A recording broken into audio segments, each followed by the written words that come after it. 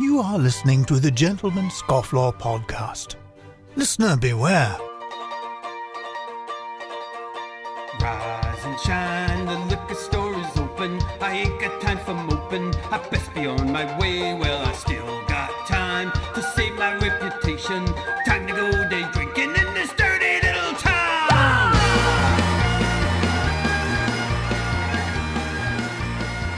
Good afternoon, everyone. Welcome to the Gentleman Scofflaw podcast. I am your host, Jordan Crowder, and with me, as usual, and when I say as usual, I mean the second time, is John Goodman and Donovan Fowler. How you guys doing this week?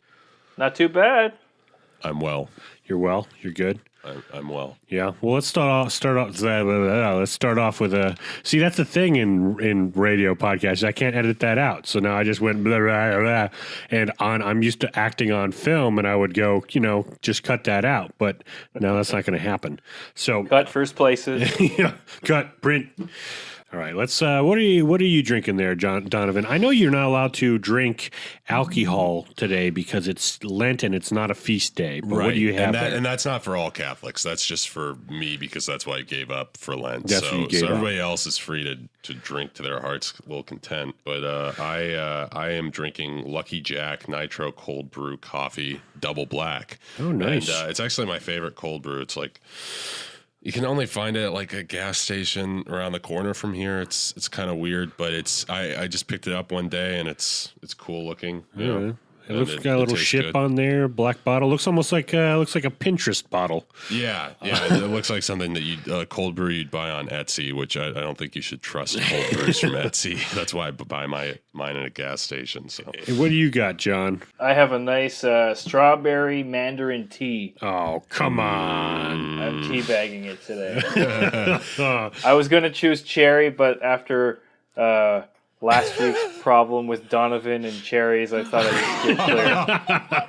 Oh yeah, let's stay away from cherries for a while. Aromatic cherry. I've got my Simpler Times lager from Trader Joe's. And I feel like I'm always giving Trader Joe's an advertisement, but it's only $3.49 a 6-pack, and it's pretty good. So that is honestly that's my go-to. Yeah. When I need to pick something up, is I just pick up Simpler Times because it's so cheap, but it's so good. I wonder if we can get Is a that a metal sponsor. koozie you've got there, Jordan? Yeah, it's like one of the. It's like a Yeti koozie, but it's not a real Yeti. It's a Walmart one, so it's a third of the price. It keeps it cold though. I tried it for the last time we were grilling, and it was. I don't think we're allowed those in Canada yet. You don't need those in Canada. You just stick it outside, for 2 seconds, and you're good. And smoking right now, I've got my Country Gentleman. Again, you smoked one last week. I've got mine this week. And I'm smoking some Aristocrat, which comes from a little shop in Texas near my parents. I've got a lovely brown pipe with nothing in it. Is that one of your grandfather's pipes that you were telling me about? It is. It's got some sort of leaf-like design. I thought I had a name on here. I think it's by a company called Brigham or Brigham. Brigham. We got to look that up. Oh! I should say that we have a guest today coming up later on. Rick Schick, Academy Award-winning VFX artist, and that's not a fake name. Try saying that name like 3 times. Rick Schick. It sounds like a swear word. It does. But yeah, so what's going on over there in the Great White North? Well, after that large snowstorm we had right before our first podcast, unfortunately, 2 small planes collided near a local mall. One landed in the parking lot, and one landed on the mall itself. And luckily, the snow cushioned the fall of one of the planes, so the guy survived. Oh, wow. My gosh. So these weren't commercial airlines, I assume? They were just like private jets or something? Small Cessnas, probably propeller driven. Unfortunately, a couple of people died, but that's terrible. Luckily for that one guy, it had snowed enough to save his life. So much snow it acted as a trampoline. That's insane. And that's which mall was that at? That was the St. Bruno Mall. St. Bruno Mall. I remember. So it's a little bit outside the city, maybe 20 minutes from downtown. That's where we used to go as teenagers to hang out. And one of my favorite things to do there was they had that HMV there, and I would go buy all my little punk rock records. They'd always have like three for $30 or some sort of deal like that. Speaking of crashing and burning, they're closing up shop. Really? HMV Yeah, is. I was there this week. I got myself a couple of Elf toques from the movie Elf. Toques. For those of you who don't know what a toque is, it's basically a beanie, and that's what Canadians call toques. With a pom-pom on top. Well, that's cool. Did you get any movies or DVDs or anything? I got a 3-disc set of must-have Christmas music. Oh, okay, cool. That's cool. And that's it. Because it's Christmas in Canada right now, right? It is. It's a different. It's always Christmas. There's so up here. much. Yeah, there's so much Christmas themed connections to what you're buying, like Elf and Christmas. I'm like, wait a minute, Canada's on a different time zone, but It's like one of those little Christmas villages that's always that's Christmas all year round. gotta get ready for Boxing Day early. I almost feel like, and it's sad that some of these places are closing down, but I guess there's really no reason for CDs and DVDs anymore. I don't know if you guys Also use the them internet. anymore. I mean, DVDs I do get on occasion because I don't think you still for film people like film buffs, you still can't get commentary and stuff like that necessarily on digital content. Yeah, like on Netflix, like you're not gonna and even then it's like Blu-ray is still so much better, than streaming, quality wise. So there's a collector's thing to it. Yeah. But the market is just slimming down so much. And CDs, I mean, it's true. It's like whenever I hear an album is releasing, I always think who's buying the CD. I guess. Yeah, and one thing too that I do is like we still have a CD player in our car. We don't have any other way to hook up music to our car except for the CD player.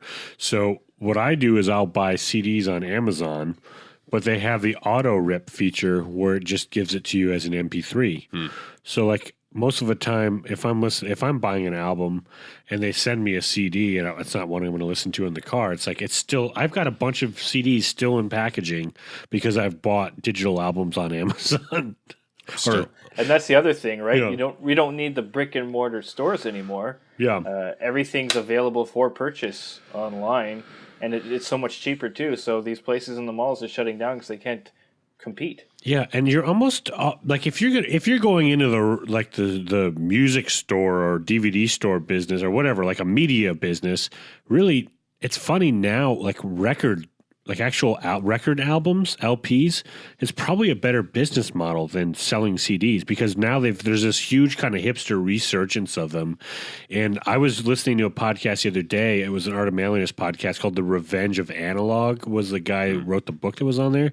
And he was just talking about this huge like record boom, which I've always heard about it, but it's insane how much money like these businesses are making producing and pressing records. I'm still on 8-track. Personally, I'm waiting for the VHS boom. Oh gosh, that is one of the biggest doses of nostalgia I can get is to put in a VHS tape of some like an official VHS tape, not something I recorded off TV, but like one of those that was like professionally done and watching it, and it's just like in college, in film school, so many films I had to watch were on VHS, and it was like or Laserdisc. Oh my gosh! I never got the Laserdisc thing. I skipped that. I guess. So I remember looking at it as a child. I even thought like this is a little heavy-handed. Like this is like this thing is like somebody saw a CD and a record and was like, what if we married these two and they had a baby? And that was the Laserdisc. It was just this giant silver disc. That's insane. Yeah. That's crazy. Well, how's the quality on those things? Not good. It's basically VHS. You'd expect it to be like more DVD-esque, but when I think I watched Apocalypse Now on Laserdisc because that was the only thing the film library had, and it still had the same hum and stuff, and it's just so the like hiss. The hiss, yeah. And wow. and even like distortion and things like that. So I don't know what the big deal was. It was very minimal difference. Well, what I remember hearing about Laserdisc is that Criterion Edition had laserdiscs, which I love those DVDs, and those are the only ones that I'll really buy these days if I want to buy something, on a Blu-ray.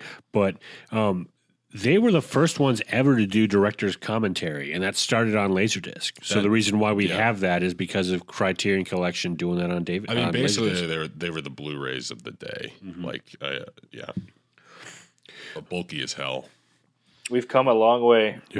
Speaking of movies, have you guys seen anything lately that you guys enjoyed or? Nothing current or new. I rewatched Harvey with Jimmy Stewart last night. Oh yeah.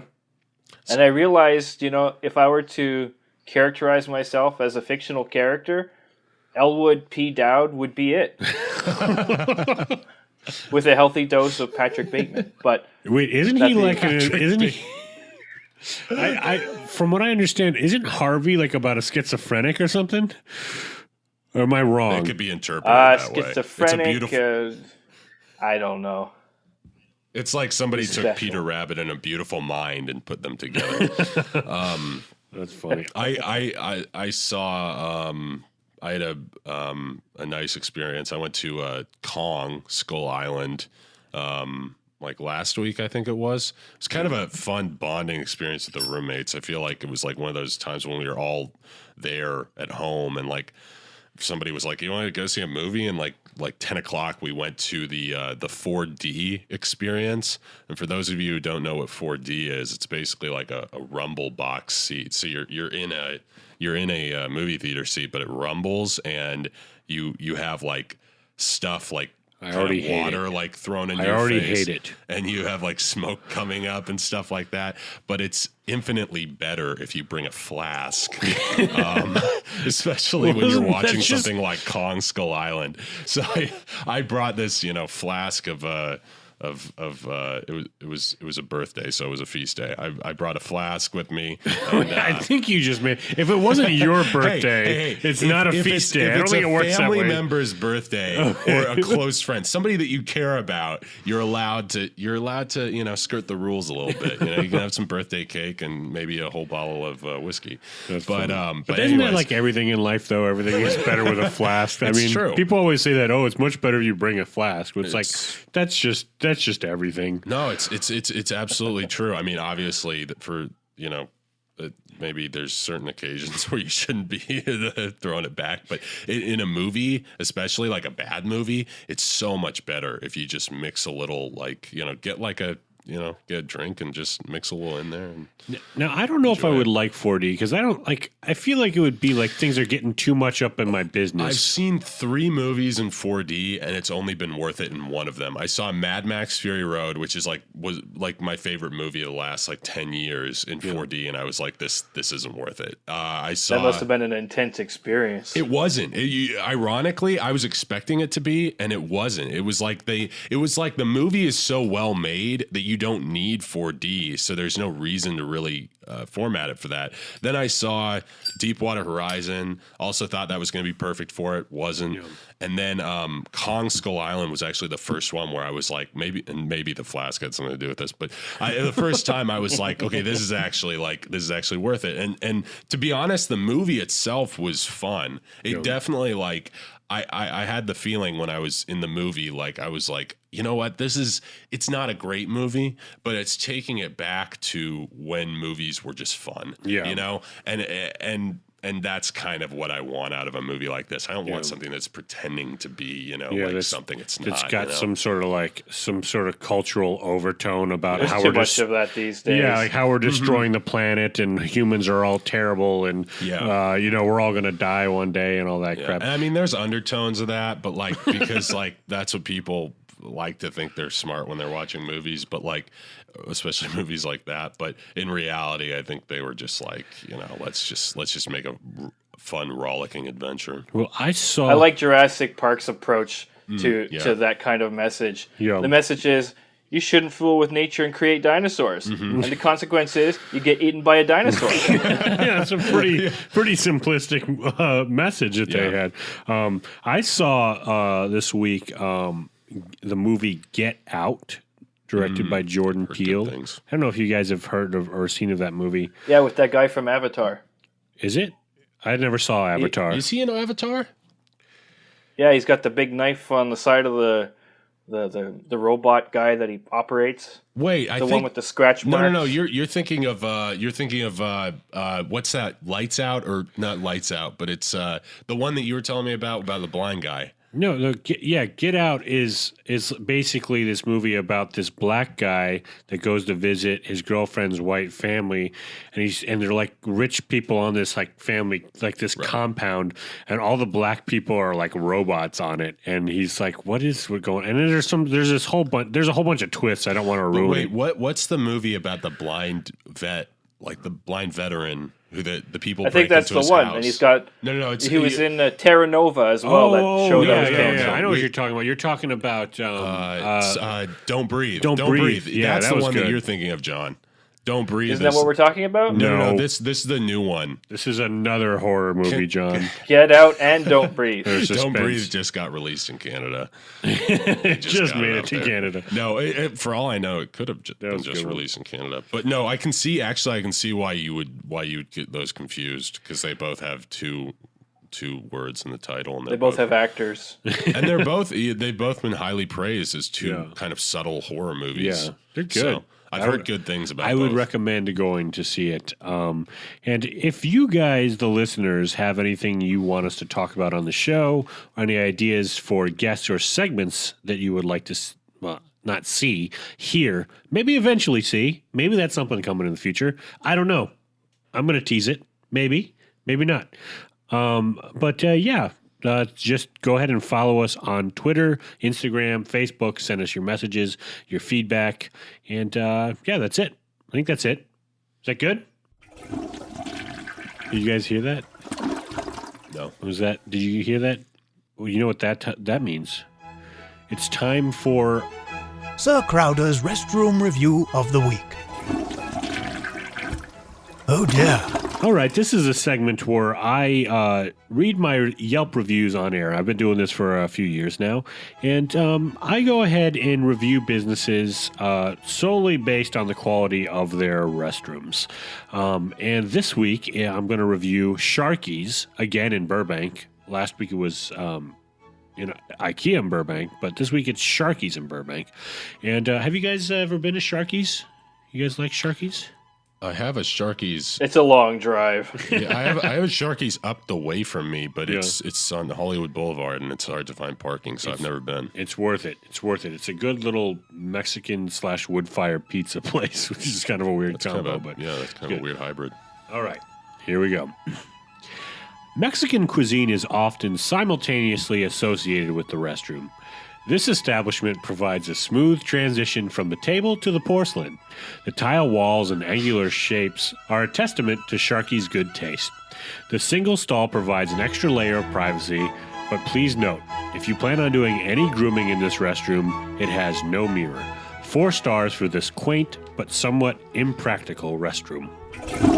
Yeah, there's nothing worse than like let's say you're on like a date and you go to the you go into the restroom and you want to check your appearance in the mirror and there's nothing there. Although if you're taking a date to Sharky's, maybe maybe you don't need to check your appearance. They're going to take a dump in the restroom afterwards. Maybe that's not the venue for you. Powder your nose. Is that a first date or a third date kind of place? That's depending on where you're coming from. I think it could vary. Depending on who you're dating and where you're going after, you might not know you're doing any physical I've never activity. been to Sharky's. I don't know. It could be a high class establishment. You gave the restroom 4 stars. It's very nice, but let's just face it: Mexican food does a number on the body after you eat. At least for me. Yeah, you got a ticking clock after that. And now it's time for Listener Mail. All right, this is the time of the show where we go to the listener and listen to their feedback of what they have to say about the show. And this week was our first week on iTunes, which I don't know if you guys know. We're up on iTunes now. Yay! We're also on Google Play and Stitcher Radio. So if you have any of those apps, you can listen to us there. We did it. Huzzah. Yeah, just make sure you subscribe and write a review. And we've got a few reviews after the first episode. So I think, we're going to read them on air. So, John, you read the first review. What review did you have there? All right, review number 1. 5 stars. I absolutely love this podcast.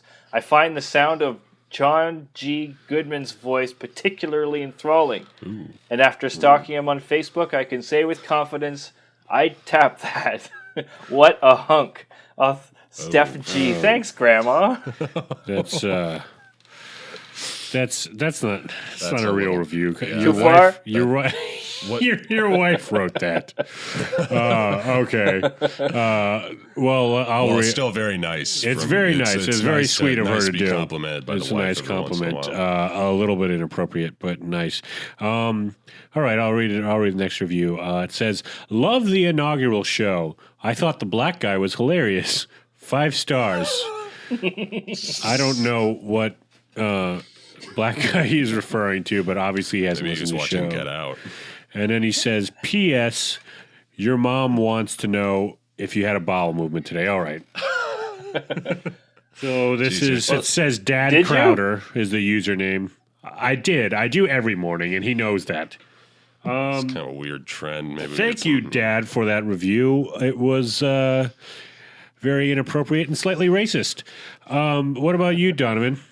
Okay, here's a review. A delight, a veritable delight. It seems impossible to fuse the opposing topics of classy and rugged, and yet Gentleman Scofflaw does just that. The podcasters keep things real with comments such as, "Some of the facial hair trends are good, but some of it's really out there. I've seen someone wax theirs into a windmill." I remember saying that. "Thank God someone finally said something. This podcast packs a wallop. P.S. Donovan, I hope you're smoking a fake pipe. 5 stars." And that's from my sister. Yeah. All right. Do we have any real reviews on I'll here? read the next one down here on the list. All right. This one says, "I love this podcast, but I really wish you would take out the trash, Lacey C." All right.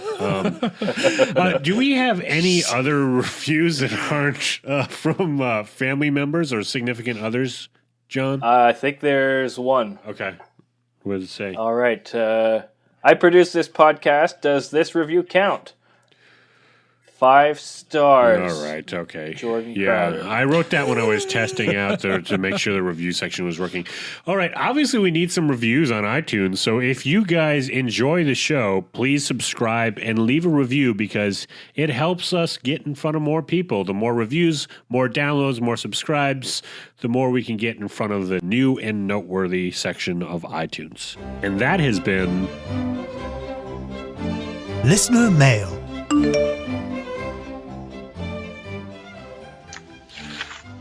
All right, now is our guest segment of the show, which is our first guest segment because last week we didn't have a guest. It was just the first episode, and nobody wanted to come on. But this guy is an award-winning VFX artist. He's worked on so many things. I mean, some of his career highlights you can see on IMDb. The original Mighty Morphin Power Rangers, Charlie's Angels, Chronicles of Narnia, Spider-Man 2, I Am Legend, Terminator, Sarah Connor Chronicles, Valkyrie, Night at the Museum, I Am Legend, Men in Black 3, Oz the Great and Powerful, The Butler, Captain America, The Blacklist, which is one of my favorite TV shows, Love and Mercy, Narcos, Ballers, The Path, and the list goes on and on and on. And also, interestingly enough, my favorite TGIF show that got canceled, Teen Angel. Teen Angel. Which I don't know if you guys remember that. Welcome, Rick Schick. Thank you for coming on the show. Hello. Thank you. Thank you for that incredibly long introduction. Now, was that your real name or is that like a stage name? Is that doesn't No, that's sound actually real. it. I am Richard Schick. My dad was also Richard Schick. So he's Dick Schick and I'm Rick Schick. that's good. There's a lot of alliteration in the family. Yeah. When I was a kid, I remember I hated that it rhymed. I'm like, that's terrible. I hate my rhyming name. So I always made sure it was Ricky Schick to break it up. Okay. And then later I realized, Rick Schick is just brilliant. Yeah. People hear it and they don't forget it. Yeah, especially in the entertainment industry. I mean, so many people change their names to sound like that. My wife still doesn't take my last name as an actress. She's like, it's too masculine, so she still goes by Lacey Prince instead of Lacey Crowder. When I think of Crowder, I think of men. When I think of Prince, I think of a guy. Yeah. But it's kind of a frou-frou sounding name, though, Prince. All right. Yeah, it's more a puppy name. So let's start off. For those of you, for those who are not familiar with your field, could you give us like a little kind of overview or explanation of what exactly it is that you do? Sure. I'm a visual effects artist. Mostly I'm compositing, and compositing is basically Photoshop at 24 frames a second. Oh, gosh. So people tend to be familiar with Photoshop and image manipulation, and that's pretty much exactly what we do, only the imagery is moving. So that's the easiest explanation I've come up with, besides like giving explanations to children's classrooms where I actually take out pieces of paper and cut them up and layer them on top of each other. Wow. To try to get across the layering process, but it's just with video or film. Oh, wow. It's crazy to think that, we've come so far in terms of VFX, but how much of it is still is digital, and how much of it is like actual practical, tactical things like you were talking about, creating things out of paper and bits and like that? Sure. The practical side is then there's a difference between what's practically shot on set and what comes in post. So what's shot on set is called special effects, and then visual effects are things we do in post. Okay. But in post, just about everything is digital as far as how it's recorded and then layered into the shots. But the elements that we create aren't necessarily made originally in the computer. Like I can go take photographs if I need some texture. I'll just like go walk around the city. I work in New York, so sometimes if we need to do like bullet holes in a wall, I'll go around the city on my lunch hour and take pictures of walls that are busted up that look like they could possibly be bullet holes or a stand-in for a bullet hole. Oh, wow. Just yesterday, we needed to create a smoke element for a particular TV show, a very specific action, and the CG guys were going to have to simulate the smoke. And I'm looking at the shot. I'm like, why don't we just shoot it? We'll hang some black Duvetine, and we can make the smoke and do this exact action we need.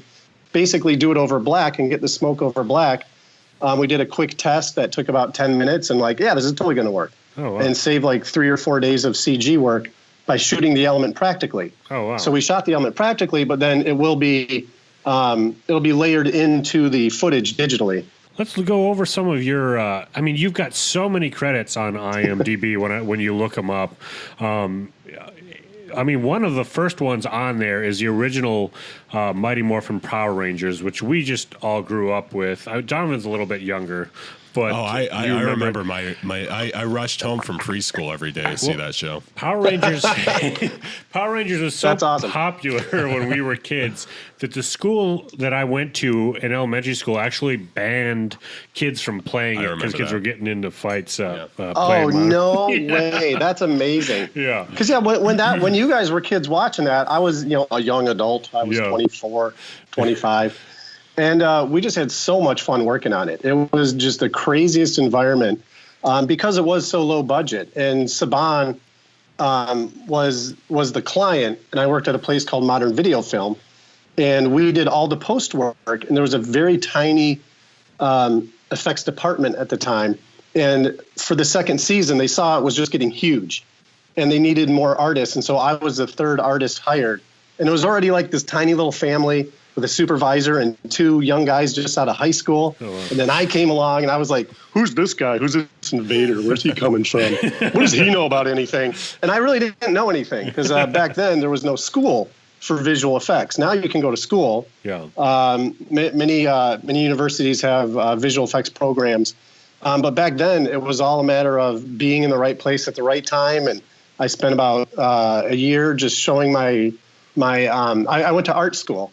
And so I had a portfolio of artwork, and it was getting anyone to look at my portfolio. And pretty much everyone, like Kyoto Brothers, I love their work. They did a bunch of miniatures and stop motion animation, and Rhythm and Hues back then. I remember going and talking with them. They're like, well, this is great, but once you've done something, let us know and come back, and then maybe we can hire you. Like, how do I get started? Yeah. Well, it's funny that you bring that up because, I mean, there's still, like you said, there's schools and universities that you can go to now to learn that stuff. But I still feel like it's the same in the industry today. So many people go to school to learn film or VFX or whatever creative pursuit, and people were really only interested in seeing what you've done, what kind of portfolio you have once you get out of school. They don't care about what degree you have or, that you learned it. They want to see, okay, well, what do you have to show for it? Yeah, when I moved to LA, I quickly learned that my schooling really meant nothing. It was just, what can you do? Yeah. And one of the things that actually helped me with getting the job on Power Rangers was that I had a background in sculpture. And so with the second season, with the putties with Lord Zed's henchmen, the putties needed to break apart when they got hit in the chest. And because I could sculpt, they're like, well, this guy can do the stop motion for that. And then that way the other 2 guys can work on the other stuff. So that was a big thing, the fact that I could sculpt little figures then do the stop motion of them. That's cool. But yeah, but it was funny because back then, as a young adult watching it, I would never watch the show. I would never have seen it. Yeah. But we had so much fun watching the episodes every night. We worked at night. And we'd come in, I think, work for about an hour, and then dinner would arrive. And it was a client-based facility, so we had really good food for the clients. And we just, because we were dirt cheap and we didn't know we were dirt cheap, we got to eat as well. And we would watch the upcoming episodes, like sit around the table, watch the upcoming episodes while we're eating dinner, so we would know what's going on in the show. And we just had the most fun watching it. And half the time we'd redo our own dialogue for the show and just, it was tons of silliness. And it felt like if the kids came in, it would be about what they expected when we were working on it. Yeah, that's hilarious. And do you have any of the old, some of the old pieces and models and stuff that... Maybe around here somewhere I do. Oh, there you go. Wait, let's get a screenshot of that. I'll get you to send me a picture for Instagram. There we go. That's awesome. Yeah. That's one of them. So yeah, and the funny thing is, if you look at this side, you can see that there's some detailing on it. Yeah. There's some distress and trying to make it look big. On this side, this is the unmolested toy part of it. Oh, okay. So we actually had to go to the store. I remember going to the store in Santa Monica. There was a store on the 3rd Street Promenade that had all the crazy Japanese toys. Yeah. And we couldn't get the models from Japan for the shoot we had to do, which was turning the Dinosaurs into Thunderzords, because that never happened in the Japanese footage. It only happens in the American footage. Okay. So we had to recreate we had to get one Zord to morph into another Zord. And since they wouldn't send us the models, we had to go buy the toys and basically turn the toys into puppets. So this is the dinosaur guy. So at one point I was on sitting on a table underneath, puppeteering the legs, and there's little actuators down here, so he can move his arm. That's so cool. It's so real. You don't realize how small they actually are. Yeah. There you go. I always thought they were much bigger. Yeah, I always thought they were bigger too. Yeah, those toys were so popular. Yeah. Oh, yeah. And we're at the store buying the toys to be in the show at the same time that kids are buying the toys because they're crazy for the toys. It's like, kids, if you only knew, this is exactly what's in the show. And we always thought, the toys are so small. I wish they were bigger, on the show.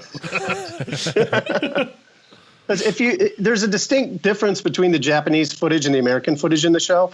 And the Japanese toys are not toys, but they were models. The Japanese models that they made were bigger and had more functions and were far cooler, which is why we always wanted to get them from Japan, but they didn't always send them.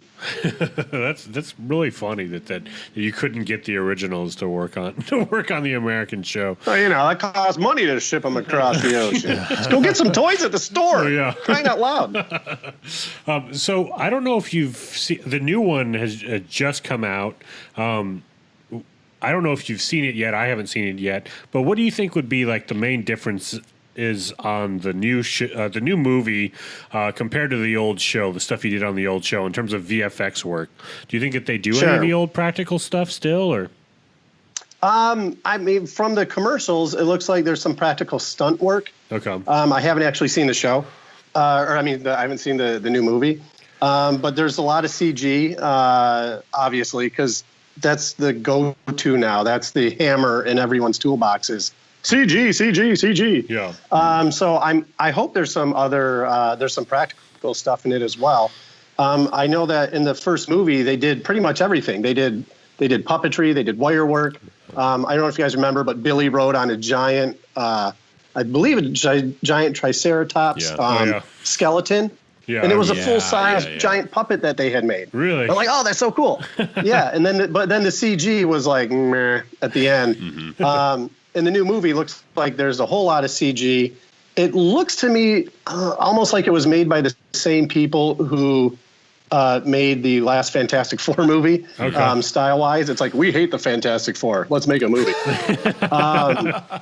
It kind of has that look or that feel. So I hope I'm wrong. Because one of the things that I was kind of hoping is that it would be a kids movie so that my kids could go see it. But it looks like it's more made for you guys and your generation. Now that you're older, it looks like the story is older as well, as opposed to just being aimed directly at kids. Yeah. But I don't know. I haven't seen it, so I can't say for certain. I hope it's fun. I hope it has the Shuki Levy music in it, because, man, that music just rocked. Yeah. Well, you worked on one of what many people think is one of the greatest superhero movies of all time is Spider-Man 2. You were on the team that won the Oscar for that. Do you want to tell us a little bit about that? Sure. Back then, I was like the early aughts, mid-aughts. I would spend about I was freelance at the time. I was only staff at the place where I worked for Power Rangers for about 2.5 years, and then I went freelance for a very, very long time. So at the time, I would spend about half a year working at Sony on projects, and then the other half I was directing video game cinematics for Arts and Communication for Electronic Arts. So for the half of the year that I was compositing, I remember working on Spider-Man. I was one of the first artists to work on Spider-Man 2, where I was doing a shot for the trailer. And it's a scene where Peter Parker and Aunt May are at the bank, and they're talking with Joel McHale. I think his name is the talk soup guy. Yeah. It's totally awesome. So there's a lot of talk soup in the Sam Raimi world. Yeah, there is. So in that shot, Doc Ock goes up to the vault behind them and uses his tentacles to pull the vault door away and then throw it. So I believe at the time the vault door was missing. It was CG. The tentacles were CG. I had to integrate the tentacles and the vault door, and where it got ripped off, there was damage on the wall, but there couldn't be damage before he rips it off. So I had to paint pieces to put it all together.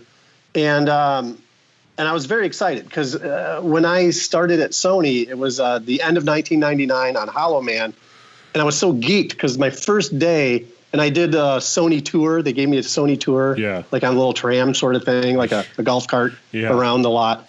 And the same day they announced that Sam Raimi was going to be directing Spider-Man. I'm like, oh my God, I'm in just the right place at the right time. This is so cool. And then I ended up not working on Spider-Man 1 at all. And so I was very sad. No. But by Spider-Man 2, so I was the first artist to work on it. And at least in compositing land. I'm sorry. There's so many people at Sony. There's so much going on that I don't know. I just speak from my own little world in the Flame department. Flame was the compositing software that we used at the time. Okay. So in the Flame department, I was the first person to work on it. And it was just, I was so excited. It was so much fun. And then I remember that, it was coming up that, the show wasn't going to be ready yet. And then I got the call from the place where I was doing the directing. I'm like, I always got to do the directing because no one wants to grow up to be a compositor. That's just a job on your way to being a director. You either want to be a director or an actor, one or the other. I'm convinced. And then everybody if you're in Hollywood, that's what you want to be. Between. Right. So then I got the directing gig, and so I left Sony to go direct the stuff. And by the time I came back, Spider-Man 2 was already in full swing. And no pun intended. Full swing. So I didn't get to work. I wasn't one of the main artists on it. Like, it was already staffed up. Yeah. So I was an ancillary person, and I did some cleanup stuff toward the end of it. So I kind of worked right around the movie. Okay. Like at the very, very, very beginning, and then at the tail end, doing some cleanup work and some help out on some shots that were basically already done, but just had, like there's always some issues that can be cleaned up to some degree. Yeah.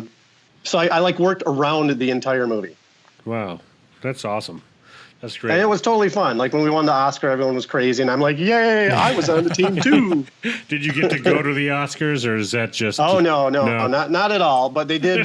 Scott Stokdyke and oh my gosh, I'm gonna be so ashamed I can't remember his name. Ken Ralston won the Oscar. They were the ones who got the Oscar. Yeah. And so I don't remember exactly because I cut them out of the picture. But we got pictures of our. We all got to hold the Oscars with them. That's awesome.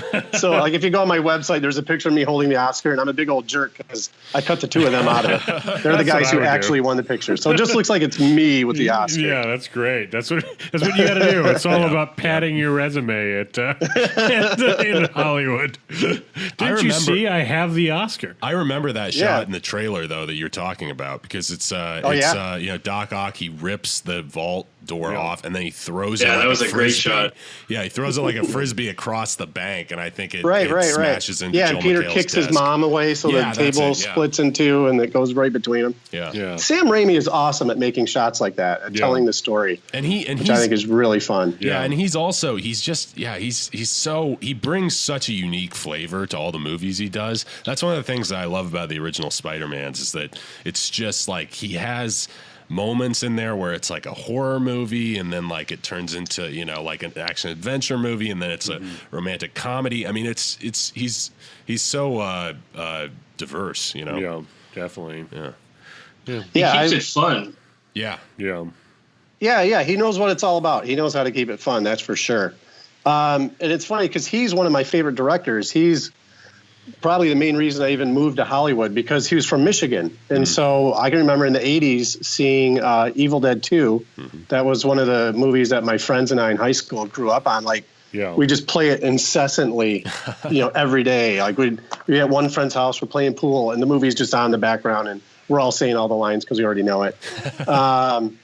And the fact that he was from Michigan, it's like, hey, this guy from Michigan he's making movies. Yeah. I can make movies too, or at the very least, I can help other people make movies, I think. Yeah. So, so that was a big inspiration. And like Evil Dead 2 is it's absolutely hilarious. There are parts that are terrifying, but it has an overall humor of, I love movies, pretty much. Yeah. That I think is great, which I think he kind of recaptured in Drag Me to Hell. Yeah, I remember being excited when that came out. I'm like, oh, I hope this is good. I hope it teaches all the torture porn directors, or not torture porn, torture porn directors, like Hostel and whatnot, where it's more, the horror was more about torture. Yeah. And oh my gosh, Drag Me to Hell was just hilarious, and it was fun, and it was scary. And it'd be like a handkerchief menaces a woman. There's an entire scene about a handkerchief. A handkerchief is one of the villains of the movie. The fact that he could make a handkerchief a villain, I think, is fantastic. Yeah, and in that movie, like it gets so ridiculous that there's even an anvil hanging in a garage that she cuts the rope to drop the anvil on the old woman specter that she sees. Yeah. Exactly like a cartoon. Who hangs an anvil in the middle of their anvils belong on the ground? Hey, if it weren't for Warner Brothers, I wouldn't know what an anvil is. Exactly, right? Yeah. Are there any filmmakers that you've worked with that have stood out in your career, or people that really challenged you in what you do? Because I know maybe VFX you don't always get to work directly with the directors, but is there anything? Yeah, we don't, like, I don't often as a compositor. They usually try to keep you separate from the directors. They don't want you to know, that they don't want you to have the contact. They want however many levels above you to have the contact with them. Yeah. But there were times like when we did Zathura at Sony, Jon Favreau came and showed us an early version of Zathura. He sat with us and watched it, gave a little introduction. Oh, wow. It was great. He's a heck of a guy. It was really nice that he actually came and talked to us. Well, Nicolas Cage came around on Ghost Rider and thanked as many people that he could walking through the studio that he found. It was just like, hey, thanks for working on this movie for me. Like, he's just like a nerd who just made it. That's what I always thought about Nicolas Cage. I was like, they really try to make him like cool in movies, but he's still just a nerd. He's not. In the what is it, Ghost Rider, Spirits of Vengeance, the second Ghost Rider movie? Yeah. He's doing his best Bruce Campbell in that movie. Good for him. Hey, so I know a lot of people don't think much of him, but he seems like a super nice guy. Yeah, that carries a lot of weight for me. As far as being challenged, we're always being challenged. Unfortunately, a lot of the challenges are by the lack of thought on production side. Okay. And the fact that they don't shoot what they need. And part of it is, it's kind of the bane of our existence, yet it's also why we exist. Yeah. In that the director, it felt like, especially at a place like Sony where the movies are so huge and the budget is so huge, it almost felt like the director looked at what they shot as a template.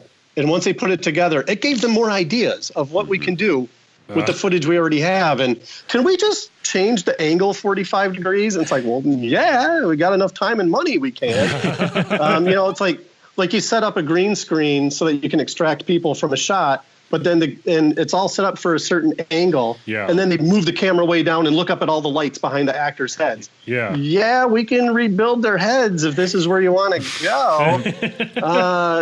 So there is that kind of challenge. Yeah. But one of my favorites was working on Zathura, because Stan Winston did the puppets, did the puppet monsters, and there were guys in suits with the alien head coming out of their chest, basically. So we had to remove their heads. Yeah. And the integration of live action and CG, and using the CG to augment the live action, it was so much fun. There's a giant robot that runs around chasing kids, and it was a guy in a suit. And the top half of his suit was the suit that was going to be in the show. And then his arms were covered in black and his legs were covered in black. And then his feet, he had giant robot feet, looked like big metal clumpy things on his feet. Oh. And to get the interaction of the shadows correct live action, and then augment, like to replace his legs that were covered in black leggings with the CG legs and put the CG arms on the body, you have a reference that's actually in the shot because the big chest piece and the head piece is really there. The integration is so much easier and it looks so much better because you're not starting with just a full CG idea. Yeah. You have a really live action component that drives the CG. And that's my favorite sort of thing, is when it's all combined in telling the story, and you make it easy on yourself by using what you can that's live. Yeah. That's one thing I hear most often, is that the complaint is like, hey, it looks like that thing, the CG thing, lacks weight in the real world and everything. Right. And I think that's really interesting to hear that he actually had the practical robotic feet on for that shot, because it would give it a whole realistic component of it actually existing in that world. It gives the CG animators who are making the leg, it gives them a reference of what's already really happening. Yeah. So they animate to what's really happening as opposed to trying to recreate what would really happen. And sometimes it fails. And like you're saying, that is a very big complaint of, things have no weight. How are they doing that? It looks like they're just floating around. And to have an actual live action component of it to start it and to drive the look, That's just genius to me. I mean, it doesn't seem like it should be genius, Yeah, but it is. Well, there's a great book by this guy named I think it's Austin Kleon, and it's called, I could be getting his name wrong, called Steal Like an Artist. And there's a whole chapter in there. I mean, the whole book is about taking, things that influence you and turning it into your own work. But he talks a lot about using practical and tactile things in your process, no matter what you do, whether you're a writer or a sculptor, or even if you do digital designs like in Illustrator, to have some sort of component that's a real life component, whether you scan that in and manipulate it afterwards, it creates a different kind of, level, and it gives a soul to the work that you do. Yeah, definitely. And it's one of the, I'm the old man at work now. By far, I'm the oldest guy around. And the kids these days, the kids coming out of school, I worry about them. A lot of them just go straight to the most difficult thing, the most difficult solution possible for any problem. And I think it's just kind of conditioned that way, and not thinking, well, if this were really going to happen, how would you really do it? Yeah. And even the idea of like if they do something in the computer and the computer's computed something for you, well, it must be right because the computer did it. Yeah. But it's like you got to look with your eyeballs and see, does this look right? Yeah. You need to evaluate. And so I think like photography is a great thing for anyone who wants to do any kind of film compositing. Anyone who wants to be a compositor. Yeah. But just like observing reality and knowing when the math that the computer's trying to do is right and when it's wrong. Because the computer is like, I try to instill in them, you're guessing what's right. The computer is also guessing what's right. Mm-hmm. Yeah. Just because it spits something out doesn't mean it's necessarily correct. Yeah. First question that I had was, so you worked on Castaway, and I have to ask this because it's one of my favorite movies. Do you have any anecdotes about working on that movie? Sure. That movie took forever to make. There was actually a year hiatus in the middle. I know that they made a big deal in the marketing about Tom Hanks losing a lot of weight for the scenes, where he's been on the island for a long time, then he's finally rowing away on the raft. But I also know, and he did lose weight, but I also know the artist who redid his abdomen to make him look even skinnier because it just wasn't enough. Because in reality, when you sit down, even if you're skinny, sometimes there's some wrinkles and whatnot. And that just looked, it looked like he wasn't as skinny as they wanted him to be. So like no one would really talk about that, but that's, it really did have to happen. And there are scenes, there are some shots in Castaway that just blow me away.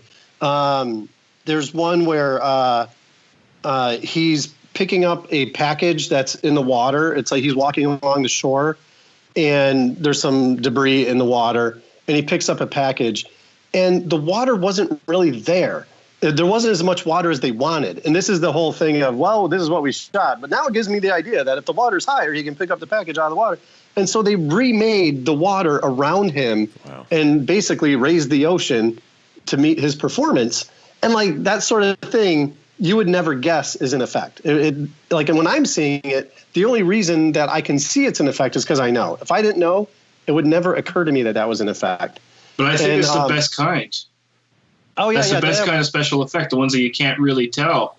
Right. Well, that's what it's called. Like what we do is usually invisible effects is what we call it. We hope you don't notice our work. And that's part of the telling the story is you don't want the effect like, oh, that's a cool effect. You just want the story to be told. Yeah. Well, and that's oh, go ahead. Oh, no. Go. Sorry. I was going to say on my job on that movie, I usually came in toward the end on a lot of Sony stuff when everything's on fire and they need more people to just get the things done. Because that's pretty much the department I was in was the get things done department. But all I did was tracking for that movie. The shot where he climbs up the top of the mountain and then he looks around and like all the waves are coming at him from every direction, which doesn't really happen, but it happens in the movie because it's scarier. They couldn't get a good track. There's 3D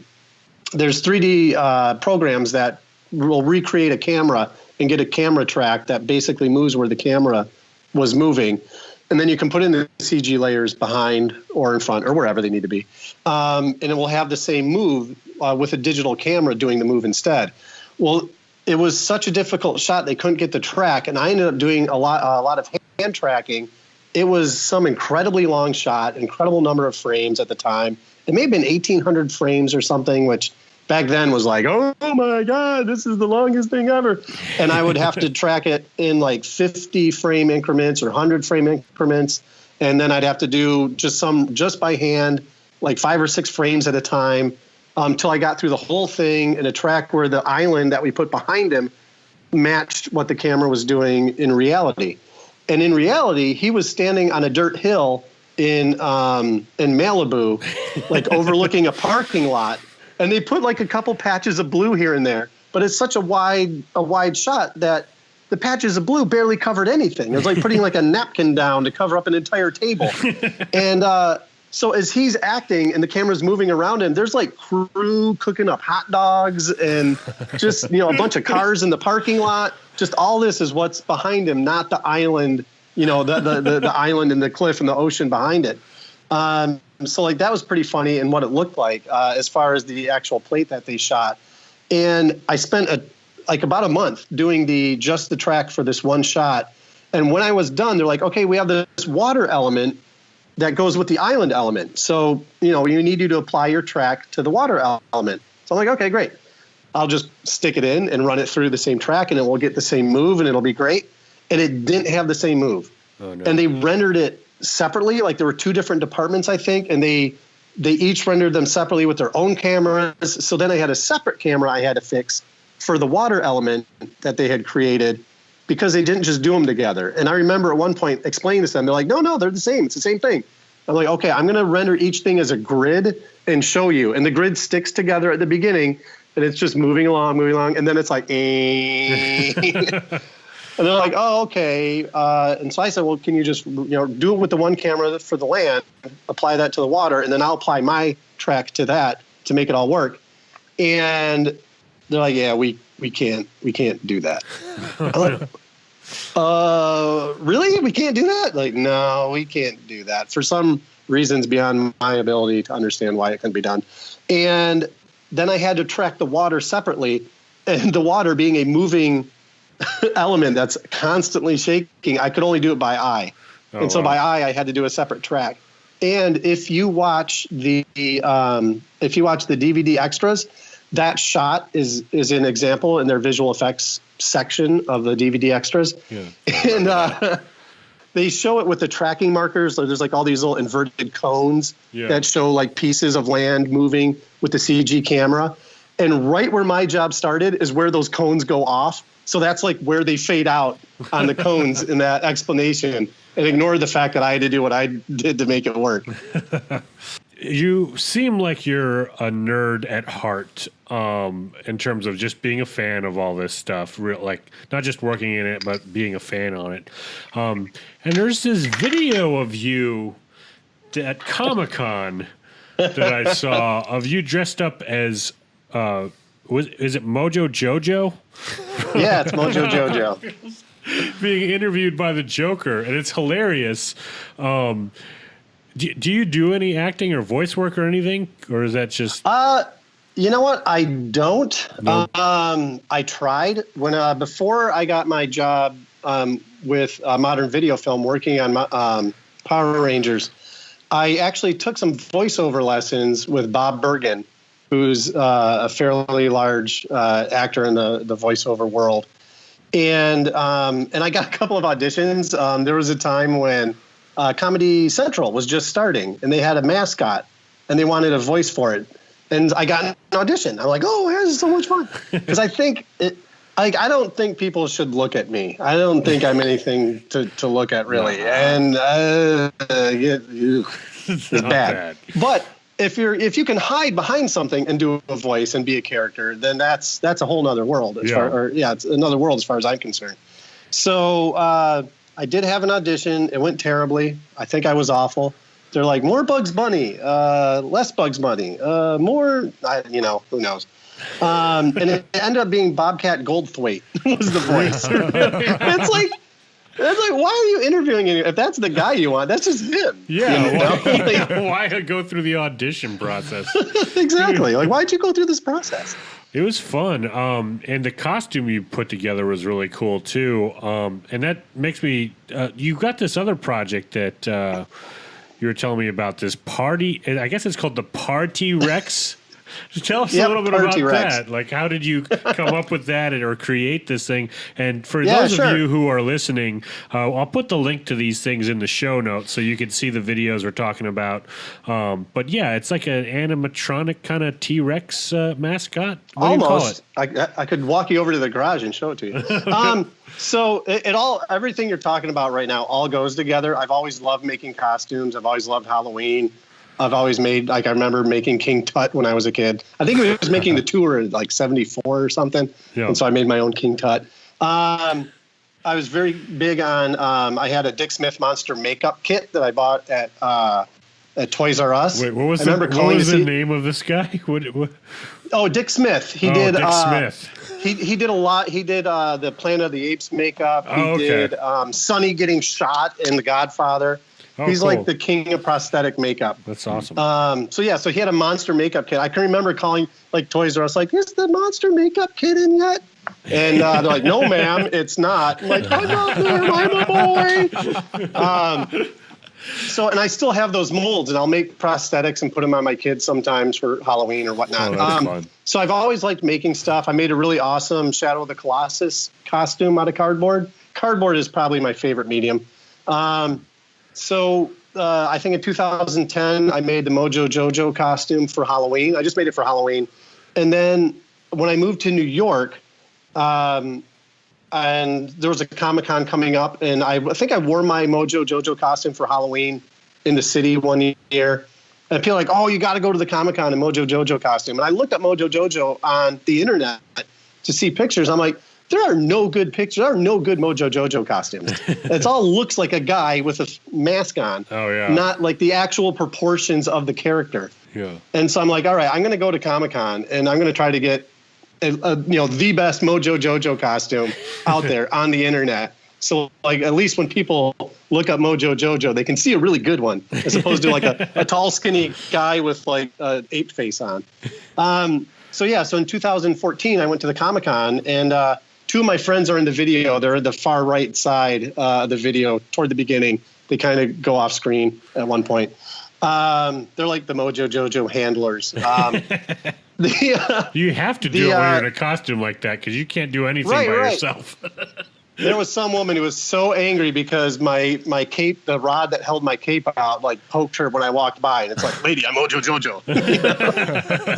That's what you get. When I was there, this guy was he's dressed as the Joker and doing interviews for Nerd Caliber. So he interviewed me. It was tons of fun. And I've always wanted to make a dinosaur costume. There's a show called Walking with Dinosaurs that does like an arena show that does these tours. Yeah. And there's a walking around Velociraptor or baby T-Rex costume. I'm like, oh, it's so cool. I want to make one. Yeah. I really want to make one. And it's too hard for me to make. So I was like, then I want to buy one, but they're like $20,000 for a nice one. And like, so I kept watching the videos over the years on YouTube saying, who's made a new dinosaur costume? What's the latest dinosaur costume? And they're all kind of terrible. And then I found a company in China that they make animatronics for shows, and they make walking around costumes. And it's still expensive, but way less expensive than $20,000. Yeah. And I've got 3 kids. At the time I had 2 dogs, 1 wife. So I can't afford to spend thousands and thousands of dollars on any kind of a costume, much less this silly dinosaur costume. And my wife had the genius idea of buy the costume and do kids' birthday parties. Like, people can have clowns, they have magicians, they have a bounce house, you have the guy who has a box full of bugs. Yeah. It shows you all the cockroaches and whatnot. Like, no one has a dinosaur. I'm like, oh my gosh, that's the greatest idea ever. So then I ordered this T-Rex. It's 13 feet long. It's 8 feet tall. And it's a giant puppet. it's not animatronic because there's no electronics in it to control it. It's like there's bicycle grips inside. Like I stand up in the middle of it. It's like it's giving birth to a fat man. So I do need to lose weight for the dinosaur more than anything else, because like, ooh, who's the pregnant lady in the dinosaur? So it's like 85, maybe 90% awesome, and then like I have black leggings on to kind of hide my legs. But it's life size. It's like a juvenile T-Rex. He blinks, he roars. I can move around. The greatest thing is just walking around. People tend to think, oh, it's going to be this slow, plodding thing, and especially on Halloween. And then I can go out in the street and then chase some mom down the street, like at full speed. I can just run in it as fast as I can go. So there's this big dinosaur, like, That's running hilarious. after, whoever I pick. And the great thing about any costume like that, whether it's Mojo Jojo or the dinosaur, you can just get away with anything because you're not you. You're this crazy creature. And so I remember walking around Philadelphia in the Mojo Jojo costume and like going up to some guy at a movie. He was, what was it? An independent movie house that we're walking down the street. Yeah. And there's a guy with a beard, a scholarly beard and a hat and a nice angle. And he's waiting to see, some movie that I don't know what, that no one would ever go see. And I just go up to him and I'm like, and I'm Mojo. I'm full Mojo. And I just go, are you here for the artsy or the fartsy? And he was actually, he's like, I'm here for the fartsy, really. So he was a good age. Just like trying to insult Mojo. Right. But you can never say that sort of thing to anyone unless you're in some outrageous costume. Yeah, that's true. We did a show at our local library with a dinosaur. My wife is a dinosaur handler. And she read some books, and we're in a small room, and it's like snowing outside, so it's cold. We had to be inside. And it was great. There were tons of kids and parents, and some kids are just scared, and they're literally pooping their there's a dinosaur right here. And I at one point I leaned forward too far, and my tail, like I said, I'm 13 feet long. So there's a whole lot of tail behind me. And the tail went up and knocked a light out of the ceiling, like the hanging ceiling, and it all came crashing down. And the librarian loved it. Oh man, yeah. And then I didn't get in trouble. I'm a dinosaur. I'm surprised you didn't turn around and go, shh. I was gonna say, and then you knocked over a whole row of shelves, and then she got a little pissed. Oh, I was just gonna say, it's so much fun being the dinosaur. It's so great. It's just that, acting inside, and no one has to see this. Yeah. They see a big dinosaur, and I can have all sorts of fun. It looks like a lot of fun. I watch all the videos on the site, and do you guys? So do you do? I guess you do that in the. Do you do it in the tri-state area? I mean, where do you? If somebody wants to book the Par T-Rex, where do they go? Sure. Well, if you go to par-t-rex.com, you can send me an email. Actually, it's just Rick my email is Rick at Rick Schick, but I also have Rick at par-t-rex.com. With the dashes. It's funny because I have on the website that there's a distance range, and part of it is like, I will not go into Manhattan. Yeah, that would just be a disaster. Because I have a 4-door Jeep with a trailer, and trying to park anywhere in Manhattan, I'm like, no, I'm not going to. If someone wants to open up a franchise out there, that's great. Yeah. But yeah, somewhere in the New Jersey area, in the the greater tri-state area, you bet. Plus, the dinosaur poaching laws in Manhattan are out of control. Well, I was thinking that I could go to the Times Square has all the characters. Oh yeah. And there's like some and so that's the one thing I'm thinking. Like every once in a while, I'm like, I wonder if we should try it this weekend. But you should do haven't gotten around to giving that a shot to promote Par T-Rex, where you're like on the subway as Par T-Rex going down to Times Square. Well, I don't think I could fit in it. But when I did wear Mojo Jojo to work for Halloween and for the Comic-Con, I did ride in the subway as Mojo Jojo, which was pretty awesome. And New Yorkers don't even bat an eye. They're just like, they probably just have their earbuds in. They're looking at their phones. Oh, no. There was definitely some side eye of just like. That's funny. And it's like, the funny thing is they can't see where I'm looking. And it's like I can see each of you looking at me That's the best and part. trying to pretend you're not. Well, what do you have any projects coming up you want to promote, or what? Like, what are you working on now? Anything to plug? I'm working on a bunch of episodic television. Let's see. I don't know that I can talk about some of the things that I'm currently working on because they haven't aired yet. Okay. There is a really awesome property is a comic book property that's the most fun thing I've worked on in a long time. That's coming up soon, and it's crazy. I'll tell you about it when it comes out if you want. Yeah. We'll have to have you back on. Yeah, as artists, we're very excited to be working on it, and it's a lot of fun. I think it's going to be pretty. It'll be well received because it's just insane. Yeah. But then most recently, we finished up Zelda, which is on Amazon Prime. Oh, awesome. It's Z, the story of, or the beginning of everything, which is about Zelda Fitzgerald. Yeah. And the place that I currently work is it's becoming a much bigger force in New York. New York is growing as a visual effects community. And we did some of the biggest shots we've ever done for this particular company. And it was a lot of fun. Zelda was a lot of fun to work on. We did really great work, I believe, in recreating 1920s New York. So that there's a scene where they come out of Penn Station, and we shot at the courthouse in New York City as a stand-in for Penn Station, and then we built CG downtown with like a matte painting and a bunch of CG 1920s automobiles and crowds walking around. Cool. And I was really excited because one of my favorite directors ever is Buster Keaton. And I got some Buster Keaton as reference from some of my videos. And I cut like where he's like riding on the front of a motorcycle, like just zipping along down the street. And so he might be hidden in the background. Oh, yeah. If you look closely enough. Nice. Maybe. I can't say for certain because it wouldn't be proper to do that. Yeah. But that's always one of the fun things is incorporating stuff like that or putting ourselves into things whenever we can. But Zelda, I watched some of Zelda. It seems like a good show. Oh, awesome. Well, we'll have to check it out on Amazon Prime then. And where can people find you? Where's the best place to find you on social media or your site? I'm guessing the easiest is just Rick at rickschick.com. Okay. Nice. That's awesome. Doesn't get more simple than that. I think I am Rick Schick on Twitter. Okay. But I think I posted like 2 things, I would guess.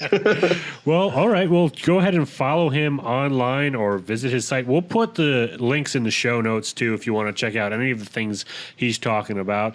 And we'll put one of those pictures on Instagram of the original Power Rangers figurines. Yeah, I dumped a bunch on Imager, so I don't know. Does that mean I have an account that says Rick Schick on Imager or something? Maybe. I don't know. I don't know how I did that. I don't know how that works. But yeah, thanks for coming on, Rick. We really appreciate it, and we'll have to have you on as you continue to work on more projects. Sure. Scare more kids as a dinosaur. Those are always fun stories. Right. Thanks, guys. It was great meeting you. Thanks a lot. Nice to meet you, Mr. Schick. All right. Nice talking to you again, Jordan. Well, that was a nice interview. I mean with Rick. I thought that was pretty fun to have him on. Yeah, that was great. Yeah, it was awesome. We'll have to have him on again in the future because there were so many things you could talk about. We had a page of notes. And sorry, we didn't end up getting to listener questions because we talked so much. And we'll do that next episode. I swear we will. But yeah, sorry about that. We're still figuring things out. And then he also had a page of like, oh, these are some interesting, anecdotes.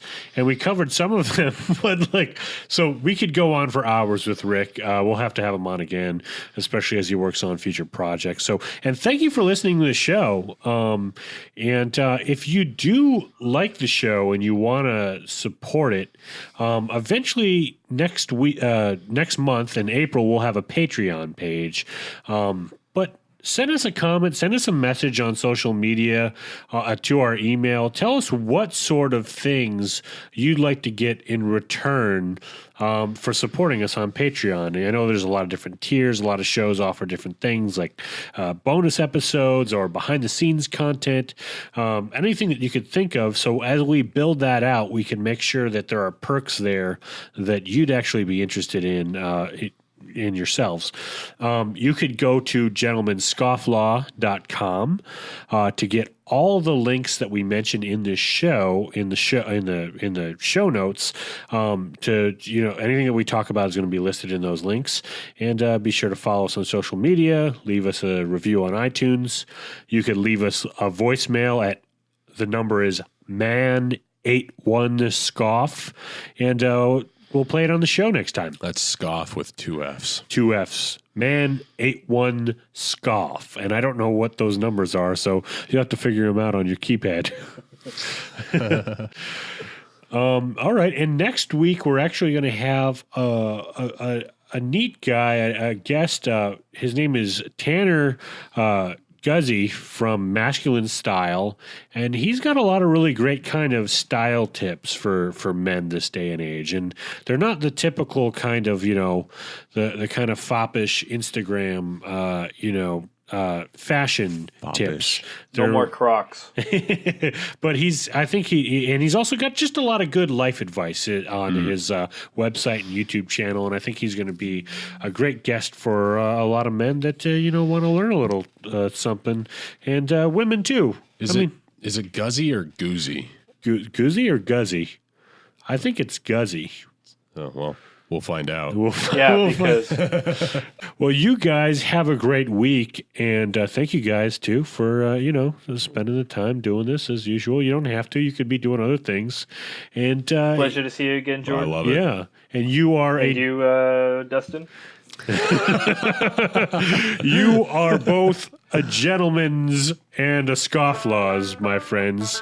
And you guys have a great rest of the week, and we'll see you next Monday. This has been the Gentleman's Scofflaw podcast. Follow us on Twitter, Facebook, and Instagram. Subscribe on iTunes or your favorite podcatcher. Visit us on the interwebs at gentlemanscofflaw.com. Captain says his ice on the river. We ain't getting home if we don't break through. So damn cold, I can't help but shiver. Rise and shine, we got work to do.